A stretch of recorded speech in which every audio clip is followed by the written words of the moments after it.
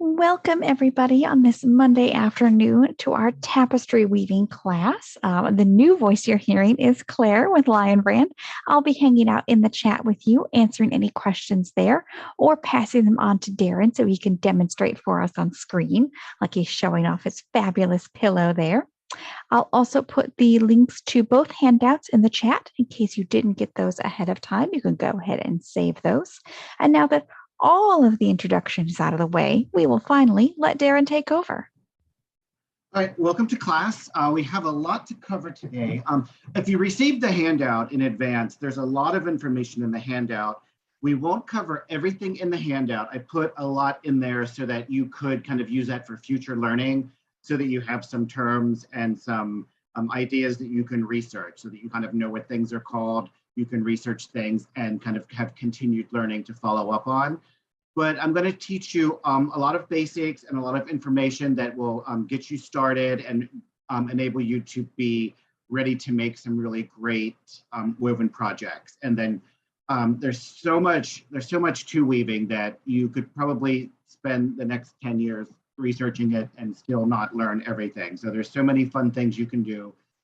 So, we're just going to kind of get a little touch of it today. This pillow, I wove this on one of my tapestry looms, and this is all just with Lion Brand yarn. Most of it's available also at Michael's. There's a lot of scraps and odds and ends in here, which is a fun way to use up your odds and ends in a woven project. You can just do a little stripe of something you have left.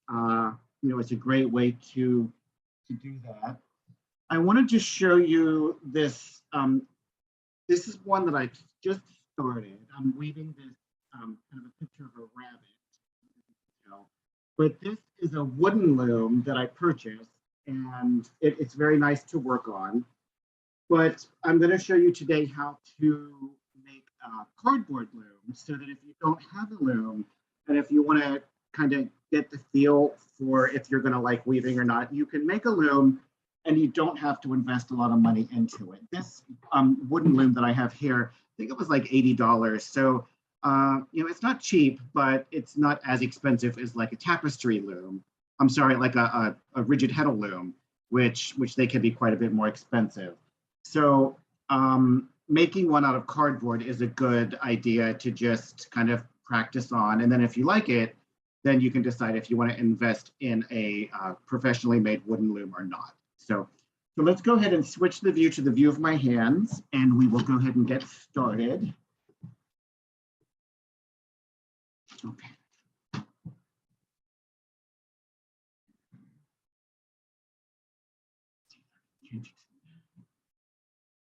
Okay, so this loom right here is one of the cardboard looms that I've made. And all you need to make it, let's see, is just some cardboard from like a cardboard box that you probably already have, and just glue. And you can use like a wood glue or Elmer's glue, or just like any kind of like a white school glue. Doesn't have to be anything. A glue stick probably wouldn't work real well. Maybe a hot glue gun could work, but nothing fancy. So when you want to decide how big you want your loom, so I cut my first piece of cardboard this size, and I don't know if you can tell by the way the picture is, but it's corrugated cardboard, so you've got this kind of center of the cardboard. So the corrugated ridges on this one are running vertical, and then you want to cut another piece so that the corrugated center is running horizontal, so it's running this way. And so you cover this, just get a cheap paintbrush or something and just cover this entire thing with glue. So it's complete, all the corners and everything completely covered. And then put this one on it. And so you've got the corrugated center going this way, the corrugated center going this way, and then put a third one on with the corrugated center going up and down.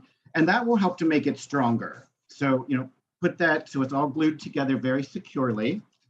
And then cut some strips of cardboard, some small strips. And there's no direct measurements, just cut them so that they're kind of proportioned like this. You want them big enough, but you don't want them taking up too much of your space. So you can do like 3 or 4 of them, depending on how thick your cardboard is. Glue those down.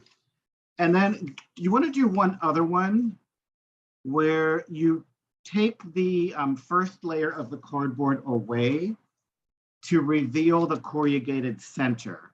And you might want to like get a tapestry needle to help peel that off.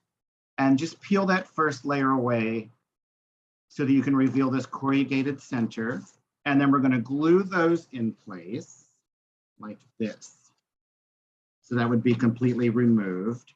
And that's going to help to guide where our warp strings go and to kind of help them to be spaced out. So this is going to be, it's a pretty nice loom. After you get it all glued together, what I recommend doing would be to put a couple of more sheets of cardboard in the center, like 4 more sheets to bring it up to the same level as this. Don't glue them though. And then put like a heavy book or something on top of it and let it dry overnight. But you want something heavy on it to press it down. So if you put, so like fill in this space here with some cardboard, like 4 sheets, the same as you did these edges, and then put a couple of heavy books on top of it. So that way it's pressed down very, securely overnight. And then in the morning when you wake up, it should be dry and everything should be ready to go. So that there's, I think, was there a video sent out? Last time we did the class, a video was sent out with the handout on how to make this. But there are instructional videos on YouTube how to do it. I certainly didn't make this up or invent this. There are, plenty of, so if you have questions, you can either contact me after class or, research it on YouTube. But really simple. Any questions on how to make the loom or anything about this little loom before we move on? Any questions? It's pretty simple. The directions I wrote out always sound more complicated. When you start doing it in real life, you'll realize it's actually very easy. No questions? This out of the way then. And you can make it as big as you want or as small as you want. And that's the nice thing. If you don't want to go through all of that, if you just want to try it with nothing, like basically, so just get a piece of cardboard and you can just cut some like little slits in it and wrap your yarn around it. And you don't even need to do anything more than this, but it's really nice if you're going to try to do like much on it at all, if the yarn is raised above this center, so it gives you a little bit of space. So, I mean, you can just do, or you can get a picture frame and wrap the yarn around the picture frame. There's lots of different ways you can make a loom without any expense. Okay, any questions at all? Doing okay? I think we're good to continue. So when you warp the loom, so when I say warp, what I'm talking about are the strings that are going to go straight up and down, and they're going to kind of hold the weaving in place. It kind of gives it some structure. Usually, well, not you. I mean, sometimes you actually see the warp in your finished project, and that's called a warp facing weaving. And sometimes you don't see it. I think usually you probably don't see it, but you can use it as part of the decoration or you can hide them. So what you want to make sure you're doing, at least for beginners, like once you get more advanced, you can break all the rules and do whatever you want. But as a beginner, it's advised that you use a yarn or a string that is not stretchy. So you want something like a cotton that is not stretchy. So that way it's going to make it easier for your weaving to hold its shape and not get distorted. And so what I'm using here is Lion Brand yarn 24/7, and it's 100% cotton. It's a mercerized cotton. It comes in a lot of great colors. It's available on lionbrand.com or michaels.com. So that's what I'm using now. We do recommend a cotton that's not stretchy.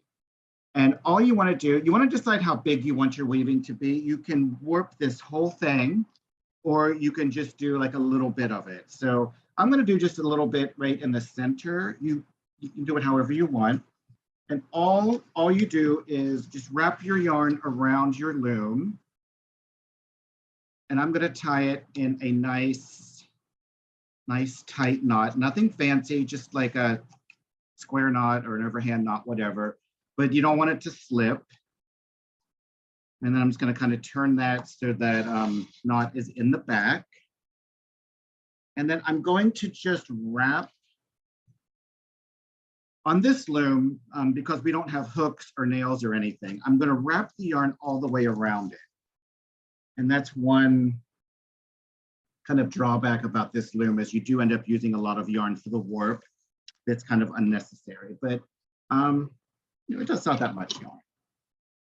So all I'm doing, nothing fancy, is I'm just wrapping it around and then lining it up in the grooves of the cardboard.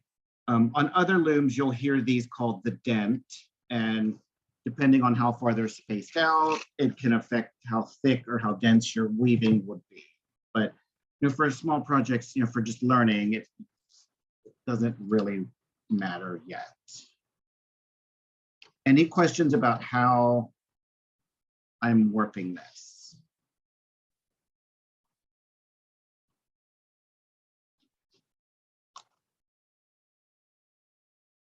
I'm just lining it up in each one of these grooves, wrapping it around, and putting it in the one below. Now, you don't want these super duper tight. Like, I'm not really tugging on them and pulling them really tight, but you don't want them to be loose either. When you're warping it at first, you don't pull them too tight. You might want to err slightly on the side of having them a little bit loose, because I'm going to show you how to kind of tighten them up later. But if they're too tight, then you really can't loosen them up at all. And so in the back, I'm just tying it to another warp in a nice secure knot so that it doesn't come loose.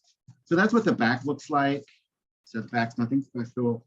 And then the front is like this. And then you can kind of put your hand under it, because we've built these two edges up. Space these out. Now at this point, you can kind of strum it like a guitar. And if you have any really loose or really tight ones, then the tension will kind of even out, because it's one continuous strand of yarn. So you can kind of help to even out your tension that way. And these are a little loose, and that's okay, because we're gonna take care of that in just a second. Any questions about warping it, choices of yarn for the warp, anything at all? Any questions? Could you warp it with 2 colors of yarn? Yeah, as if you're going to do something that the warp is going to be showing, you might, like if you're going to do a plaid, like if you want to do a plaid pattern, you might actually be warping sections with like 3 or 4 colors. Like you might do like red, pink, white, red, pink, white, or blue, yellow, green, orange, whatever. Like you could do as many colors as you want if the colors are going to show. And you could try, maybe experiment with different thicknesses of yarn and different textures to see how that's going to turn out too, if you're just making a practice piece or something. So, any other questions? And you would just do those as like individual sections of yarn, or would you try to keep one color continuous and like skip over a bunch of slots? I would probably do each section separately. What would you do, Claire? What do you think? I think it's probably easier to keep the tension even that way. Yeah, because if you're skipping and you're trying to like bring one strand like over 3 or 4 inches, I think that would throw things off a little bit. Any other questions? Right, so the next step that I like to do is, and I just made these out of cardboard. You can buy things like this that are made out of wood. Like you could use a paint stirrer, like for like a can of paint, like the big paint stirrers. This is just a wooden piece that's used for weaving. So you can put, cardboard's cheap and it's free, so it's easy to get. So I like to weave these in my warp, and these are spacers, and you can even kind of bring it down a little bit so you're not taking up too much space on your weaving. And then the second one, you want to weave it opposite. So if it was on the bottom before, now it's on the top, and if it was on the top before, now it's on the bottom. And these kind of help also to even out your tension of your warp. and they kind of space everything out a little bit nicer. And it kind of makes everything, the tension a little bit better. And it's nice to do two of them. Want two at the top and two at the bottom, because then that way you're getting an over, under, and an under, over. And it really helps to kind of space out your warp and make a nice tension. So they don't have to be this wide. You can do more narrow ones, depending on what you're working on or how you want it. So you just do this where, see, I'm just going over and under, getting them set. Now they do a couple of things for us. They are balancing kind of the tension. They're spacing these out a little bit nice. They're also saving a little bit of space at the top and at the bottom. And that's going to help you you don't want to do your weaving clear up to the very edge, because then you're not going to have room for finishing. So this way it's going to help you save some space for finishing. Okay. Any questions about placing the spacers or the headers or the footers? Any questions about that? And these are things that are going to come out of the piece after you're done, right? Yes. These are only here for temporary, and after you're finished, you'll take them off. But they're just kind of spacing out and holding the tension and kind of helping. Then that way, if your tension was loose when we started, then that way these will kind of help balance that tension out for us. And then you can kind of go like this to kind of help even things out as you're going. And that feels pretty good. So they're not tight, but you can kind of see they have a little bounce in them.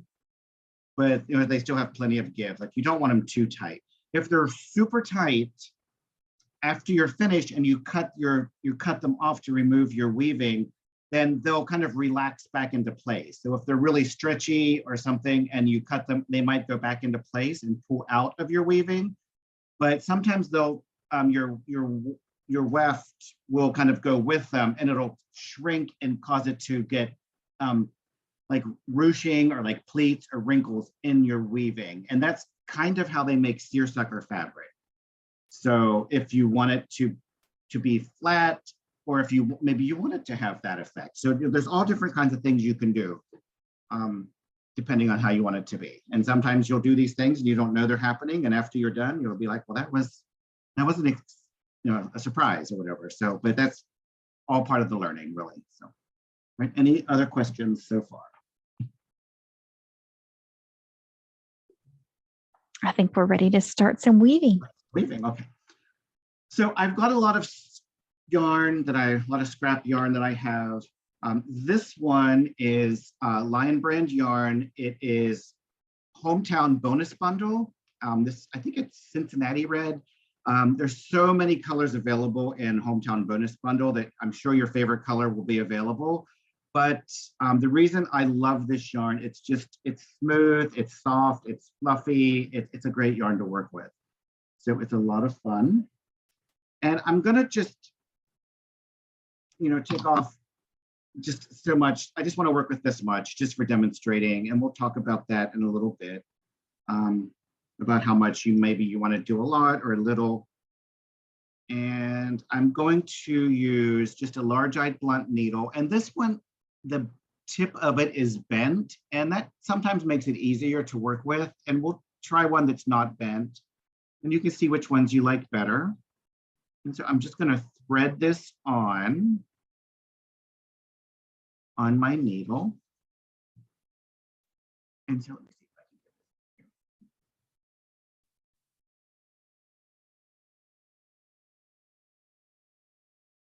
get this here. Okay.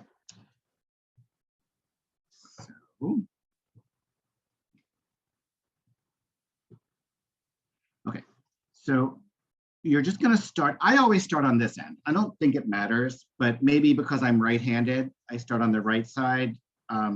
You could certainly start on either side. I don't think it really matters, but you just want to start on, or you could start in the middle. Like maybe you don't want it. Maybe you just want the middle section. Like there's endless opportunities or options, but to start with, we're just going to go all the way back and forth, just because that's pretty basic for learning. So I'm going to go just under and over, just the way I did with my cardboard. Just weaving my needle through.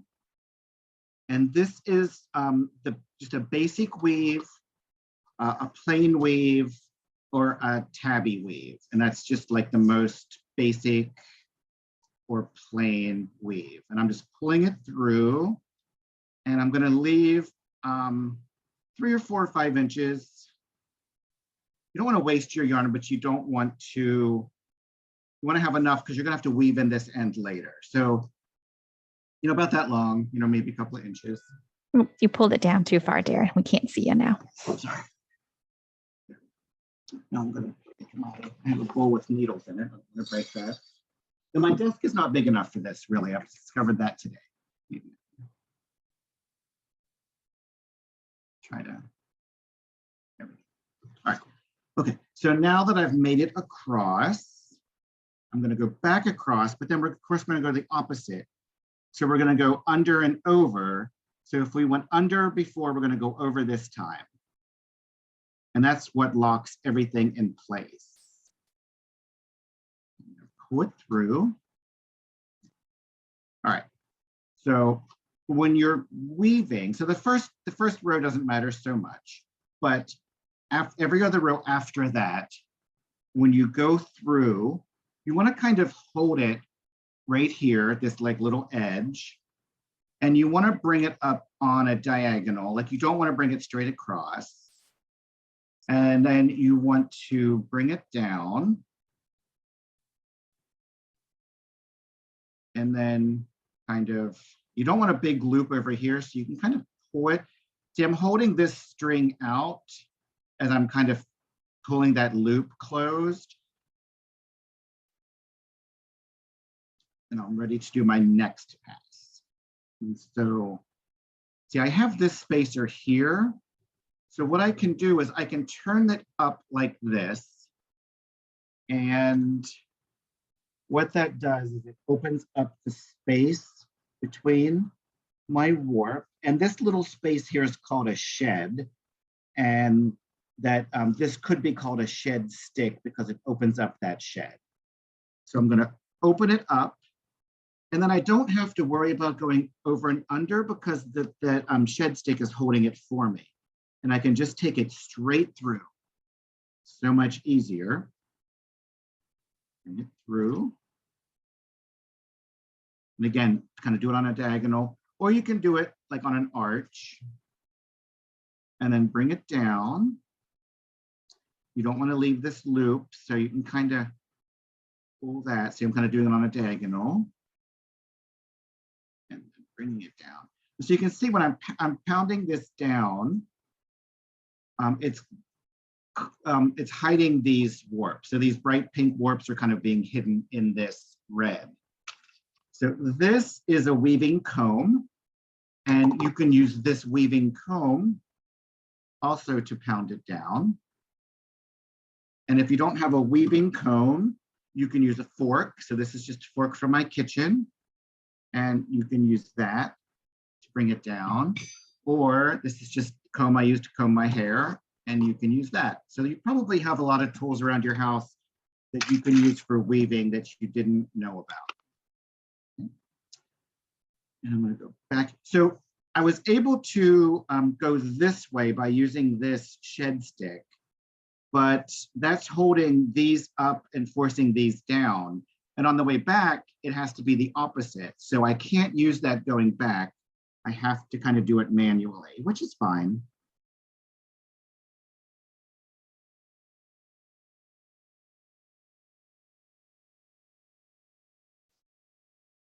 Then you go back across this way.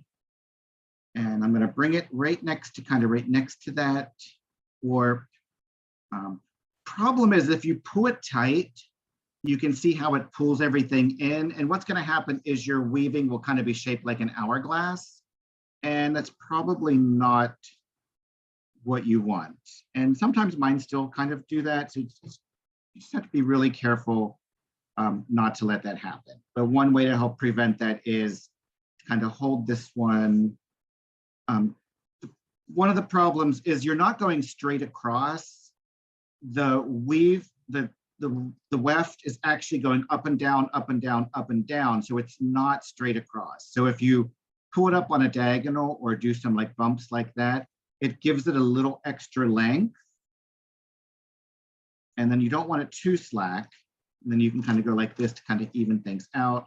Sometimes I'll do this to kind of make sure I'm giving myself enough slack.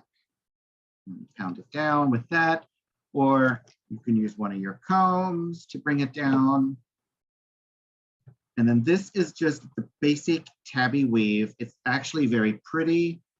You could do a whole project just with this. You could do different stripes, different colors. You could use different thicknesses of yarn and get a lot of different looks and effects just by doing this basic weave. So you could be do a lot with just with this. You can do a lot. So are there any questions at all about how I got here or what we're doing or why we're doing anything? There was a question about what to do if your warp was still loose after you put in the first group of spacers. I suggested that you could just try layering those spacers so they're like stacked 2 or more on top of each other. Is that what you would do? You could add another spacer, or yeah, you could put one on top of it, or like this little loom. I just kind of tied them on the back like this to make them a little tighter. So as long as you're not like distorting the shape, you still want them to go straight up and down, but you can kind of do something like that on this type of a loom to make them a little tighter if you need to. Does that help? Yeah, I think that's a good alternative. And then this might be what we're leading into next. What happened if you wanted to change color in your weft? So when you're like, I'm changing my color, and you could do it on either side, like it doesn't all have to be on this side. But again, you want to make sure you're leaving You're off yourself. the bottom of the screen again. Oh, sorry. You want to make sure you're leaving yourself enough ends to work with because you're going to be weaving these in. But so let's switch color. Let's switch to, let's go with this. Let's go with white because that'll show up as a nice contrast, this cream color. So I'm just going to kind of, again, I'm just doing short stripes. So I'm only going to do like a little bit at a time. And I'm going to use a different tool this time. So this, I really like this one, this long needle for bigger weavings. Something small like this, I probably wouldn't use this long one, but this is it's either a doll making needle or sometimes it's an upholstery needle. You might hear it called both, but it's really long. It does have a sharp point, so you do have to be careful. And it should have a large enough eye to put your yarn through. And I'll show you why I like this one. So if you imagine that it's a much longer, a much wider weave, so see how it's easier, you can just do it all. Well, you want to keep it threaded. Rethread it. You do have to keep your thread on the needle. So you just pass it through, and if it were the whole length of this loom, you know, it's easy to pass it through. And so that's all you have to do to change colors. And then bring that down. And on the way back, I'm just going to weave it a little bit, just one string at a time. But because the needle's so long, I find it much easier. And then I can just kind of pull it all the way through. All the way through. Kind of hold it here. You don't want to pull it in. So I kind of hold it here and then bring it down. And then you can either pull it like that. Some weavers I've seen kind of do this every now and then to kind of help even out the tension. And then I'm going to use this other needle to show you kind of the contrast. So with this short needle, you see you can't kind of really push it through as easy. You kind of have to reach in there for it. And if it's a really, really long weaving, then it might not be as easy. And then going back. And this is called tabby a tabby weave, which is just the most basic weave, just up and down, alternating each row. And that's what locks it in place.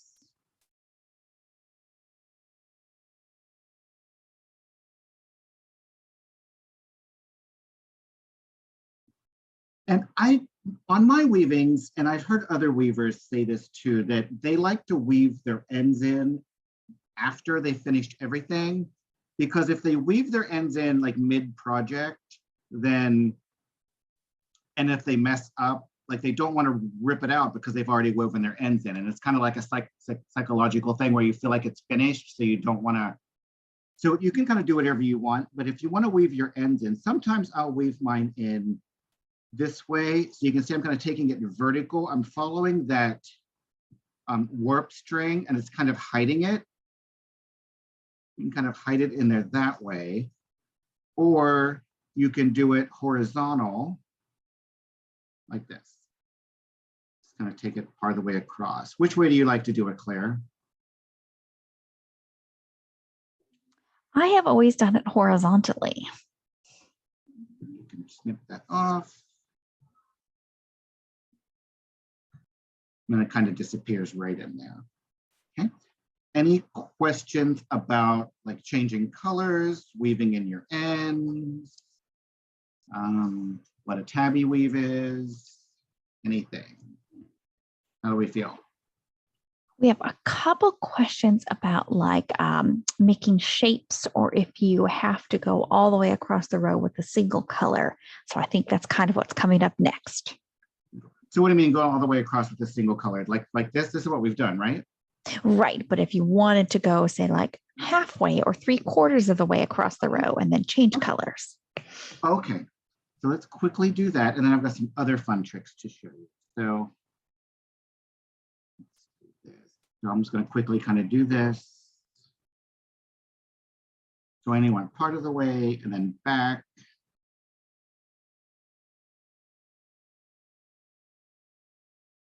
And again, you don't want to pull that. You want to make sure you're kind of letting that stay straight.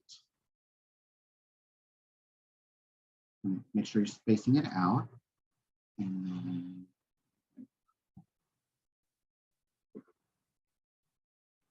you can, if your warp strings are much closer together, you can do more detailed work.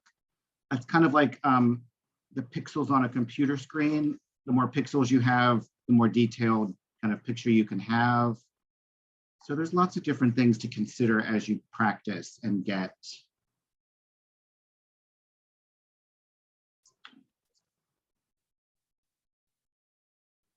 Okay, so we're gonna kind of like do a vertical stripe, and you can do a triangle or a square or any shape at all, really.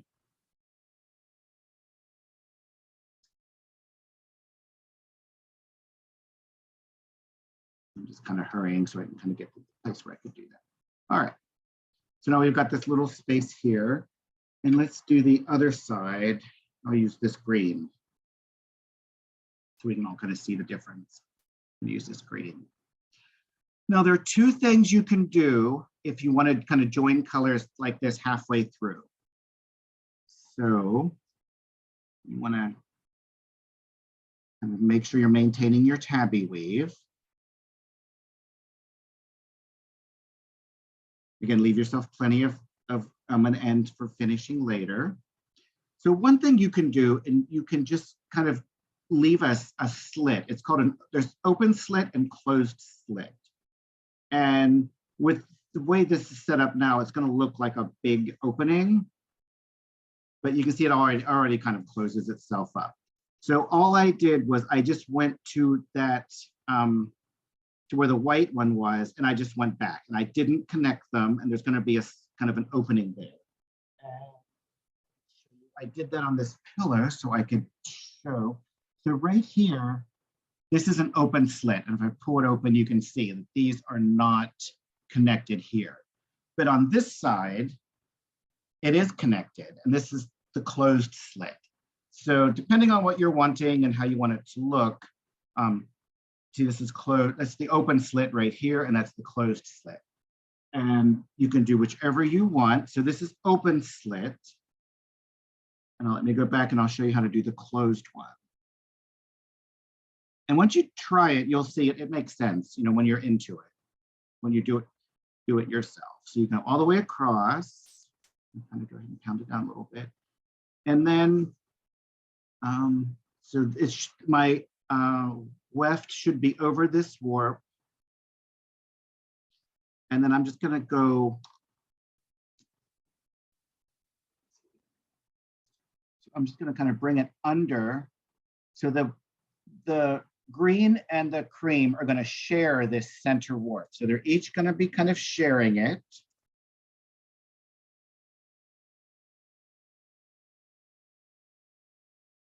They're gonna be sharing that one. And then you just go back. Can you see what I'm doing? Does that make sense? But you would probably want to do either open slit or closed slit for like the same kind of shape. You could change it mid-project, but for the same like area, you'd probably want to keep it the same. Wouldn't you think, Claire? Yeah, I would say so. You see right here, I'm just going to go over that one and I'm going to go right here. See, I'm coming up through the white. And so the white and the green are sharing that one.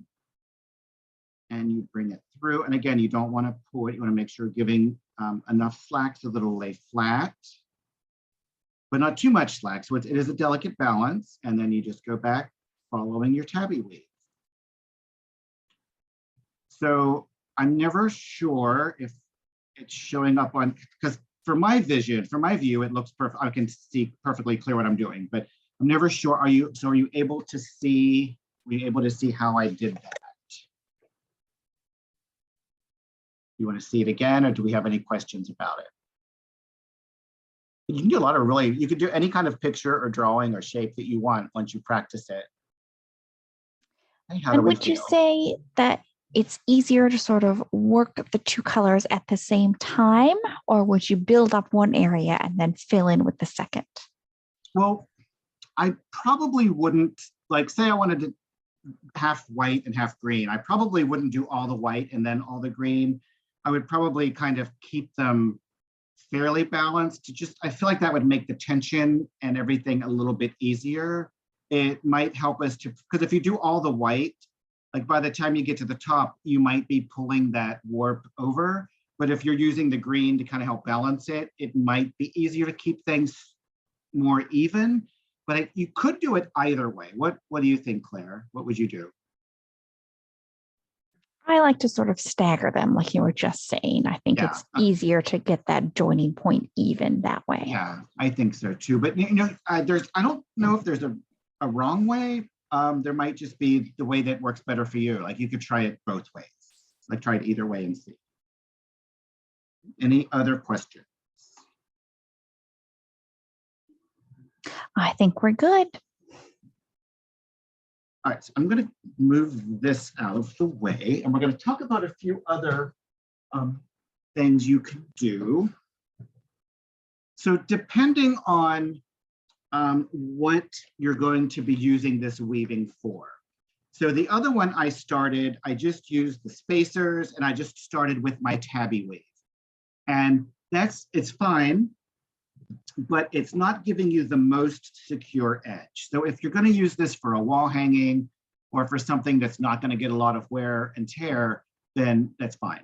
But if maybe you want to make a rug, or maybe you're going to make like a table runner or something that's going to get a little bit more wear and tear, so you want your edges to be a little bit more secure. So one way you can do it is you can start out, so you can see this blue and white kind of stripe here. This is called twining. So it's kind of like the word twine, like the word for like string, but it's wrapping both colors around your warp, and it gives it a very secure edge. I'm going to show you how to do that in just a second. But if you need a really secure edge, you can start out with one row of twining, and you can do it with one color or two, but it's really pretty with two. And then I did a couple, like maybe 2 inches of tabby weave. And then I did one more row of the twining. And this is going to give it a very secure edge. And what an option you could do when it's finished and you cut this away, you can actually turn this under and kind of use it like a salvage edge. and then sew it in place. So it's going to give you a very, very secure edge, so it's not going to unravel. So that's another way of starting your weaving if you need a more secure edge. Okay, and I'm going to show you how to do that, and then we're going to talk about some of these other textural stitches, which are a lot of fun.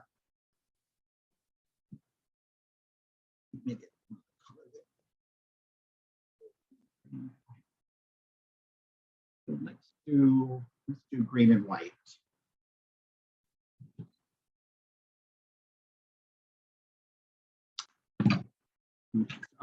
This is how I like to start mine. You don't have to do it this way.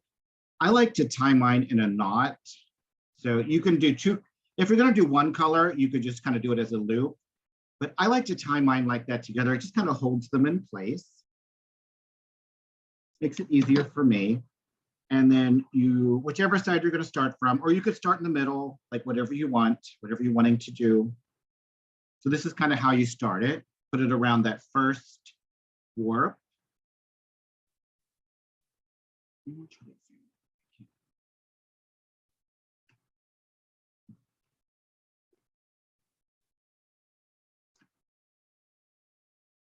And you're going to be working with each color separately around each warp. So I'm going to pick up the next warp with my finger, and I'm going to wrap the white one under it. And then I'm going to go to the next one. I'm skipping. The white one's using that one, so I'm going to skip to the next one for the green. I'm going to pick it up, and I'm going to take the green under that warp, and you can see it's kind of crossing over top of the white one. And then I'm going to pick that up, and I'm going to keep moving in the same fashion. And they're kind of twisting over each other. Are you able to see how I'm doing that? So pick this up. So just pick this one up. The white one is crossing over top of the green. And then you just pull it under. Pick up the next warp. So each color is going under one warp and then skipping. So the green gets that one and the white gets the next one.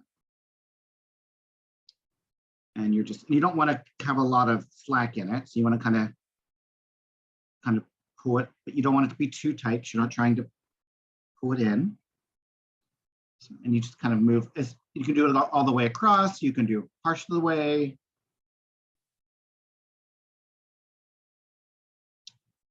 And this gives it a very nice, secure edging. And you can do this in the middle of your work, and it gives great texture. It's kind of raised above. So if you're doing a tabby weave and then you do that next to it, it kind of gives it a texture where it's a little bit raised. And then if you want to go back at any point, you can just go back.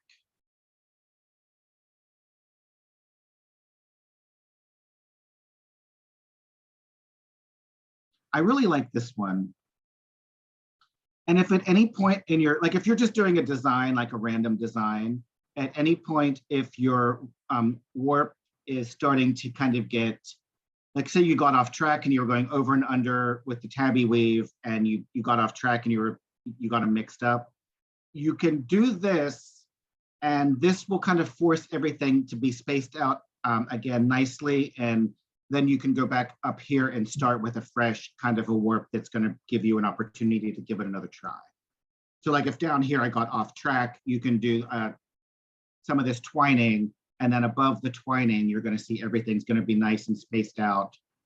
And then you can just kind of give it another go.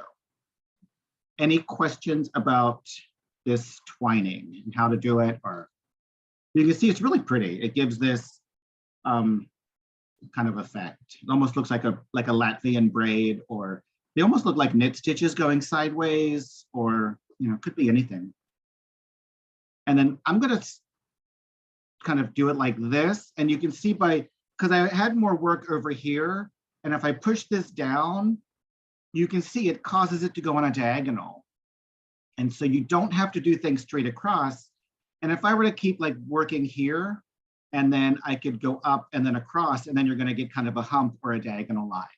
So depending on what you're making, I recommend your first piece, like don't try to do a design, just do like whatever you want and kind of play with it. And then the next, maybe the second one, you can. Any questions about that? I'm going to give you a time check. We've got just a little bit over 10 minutes left here. This afternoon has flown by.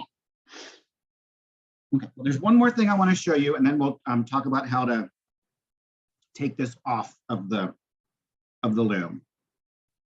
So you don't have to use just yarn string. This is a piece of roving. So it's unspun yarn. It's really fluffy and nice.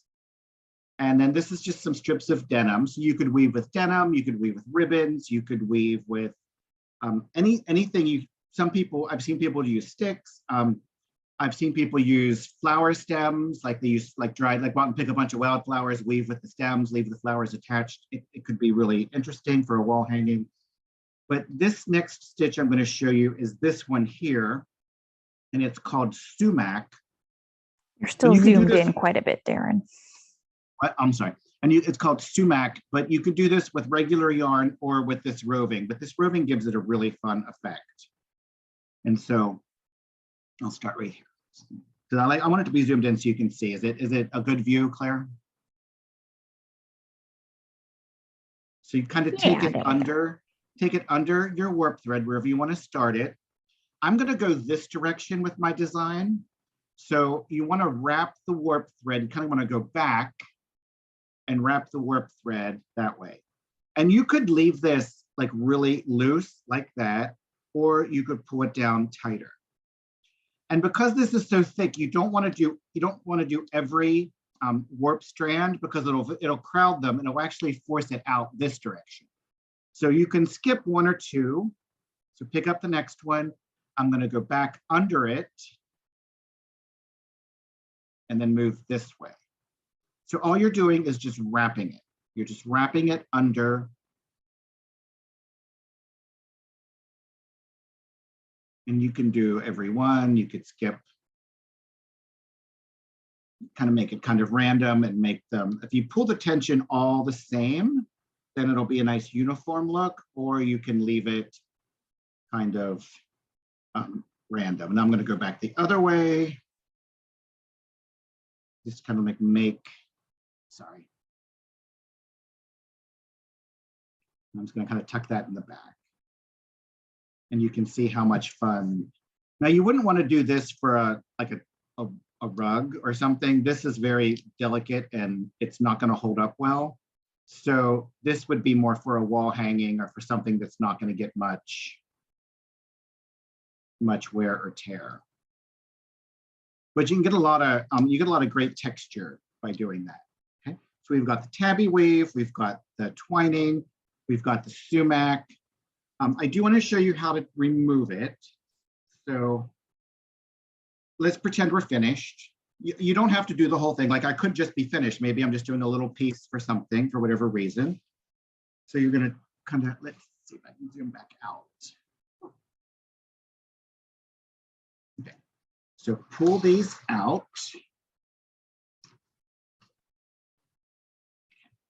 And so now you can see I've got all this space down here I've saved for finishing. Put these out.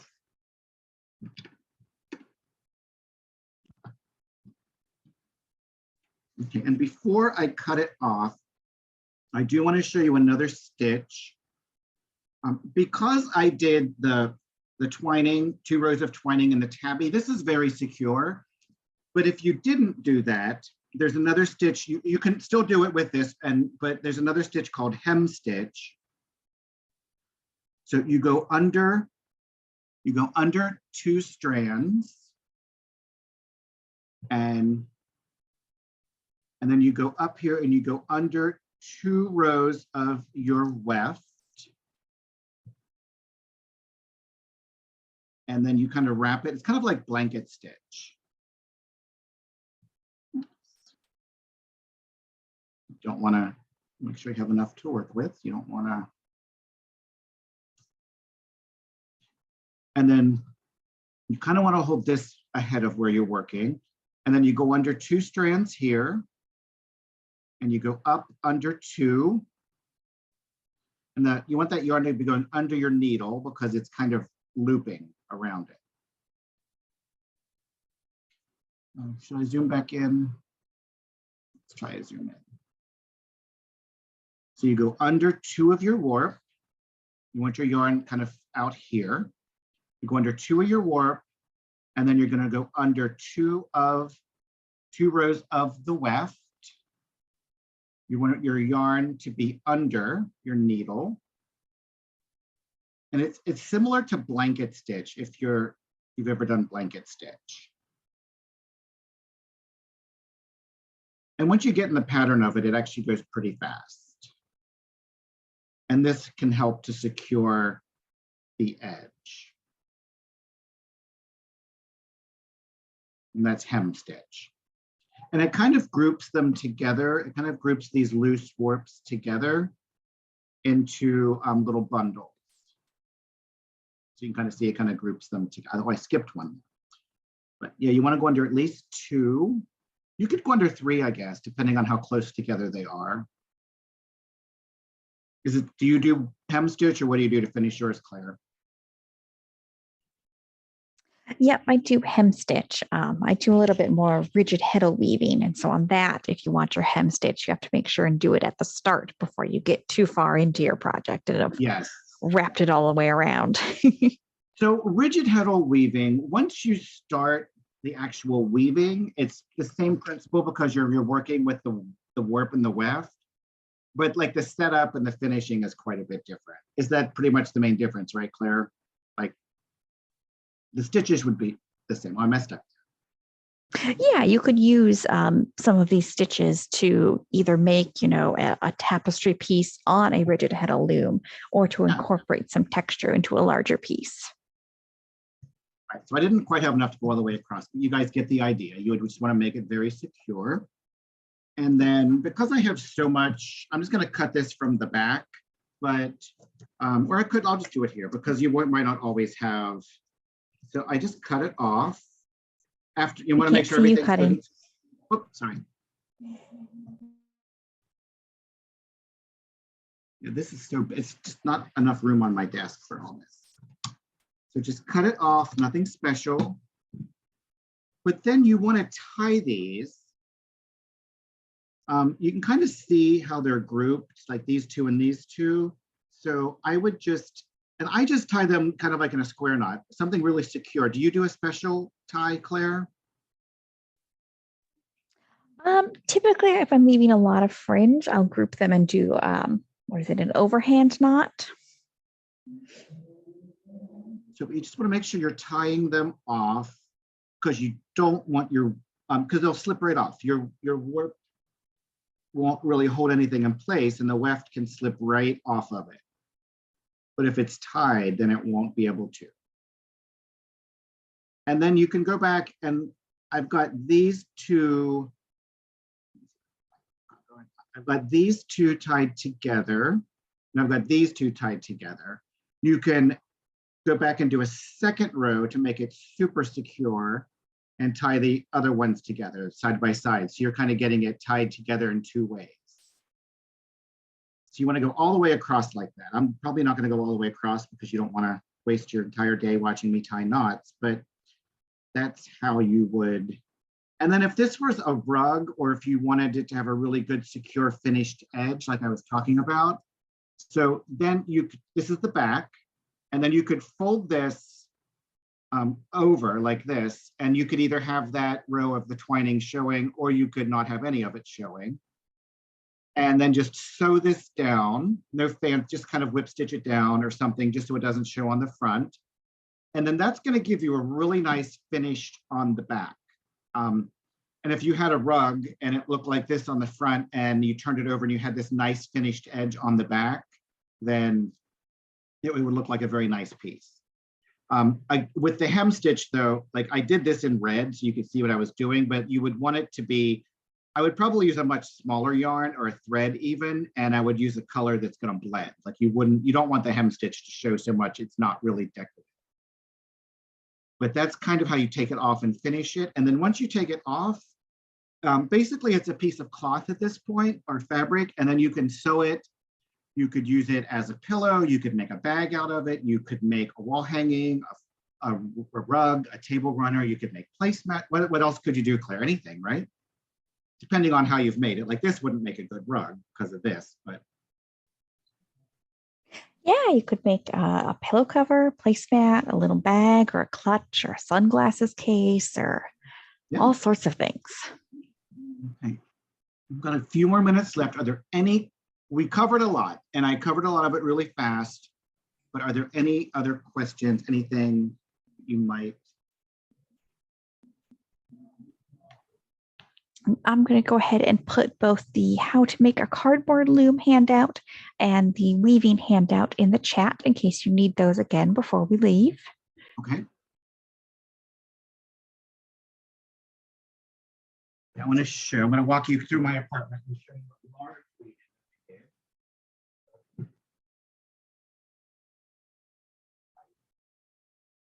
This, can you see it right now? Can you see? Maybe you can. So can you see this weaving? Yeah. Okay, so this is you can see it's really big. It's almost, and so got lots of texture. This is just tabby weave here. This here, it looks like, this is tabby weave. This is the twining right here. This really thick yarn. You can just leave like loops of fringe. So just like no pattern, just kind of randomly doing whatever yarn I had handy or within my reach. But that's. Quick question. Would you finish the top of your piece the same as you would the bottom? Depending on what you're using it for. I'm going to turn my phone off because now my sound is wrong. So. Because depending on what you're using it for, you could finish it differently on the top. Turn this off. Okay, let's go back to the front view. So depending on what you're using it for, you might want to finish it different on the top. You could, so at the top, you might end up with these loops. So you could just tie this, when you cut it off, you could tie loops on the top and just hang it from those loops if you're going to hang it.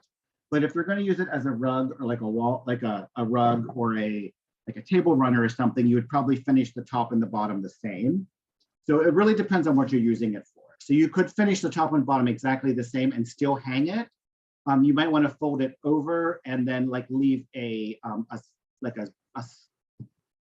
what the right word is, like a slot in the middle so that you could put like a curtain rod through it. There's so many different ways you could finish it. So what do you think, Claire? Yeah, I think probably leaving loops or sort of folding over and tacking down that edge to make a channel, I think is the word you were looking for. Channel, thank you. I'm like, I can't think, I forgot how to speak, forgot words. Words are hard. Yes. Any other questions, anything else before we go? Well, I'll let everyone know about some of our upcoming classes. If any of you are crocheters, next Monday, May 23rd, we have one of our premium classes coming up where we're going to teach you how to make a granny square market bag. So if you're in the Northern Hemisphere here, it's coming up on spring and summer. You might go to the beach or the farmer's market and need a cute new bag for that. And then we have a couple of weeks off for various holidays. We'll be back on June 13th with another premium class where you can learn how to crochet a cute heart pillow. If you want to get ahead on some holiday gifting, or if you're very behind on Valentine's Day, you can do that. And then on June 20th, we have a new class coming up on how to make some decorative tassels. So if you wanted to add something to the bottom of your tapestry piece, if it needed more fringe, add some tassels on there.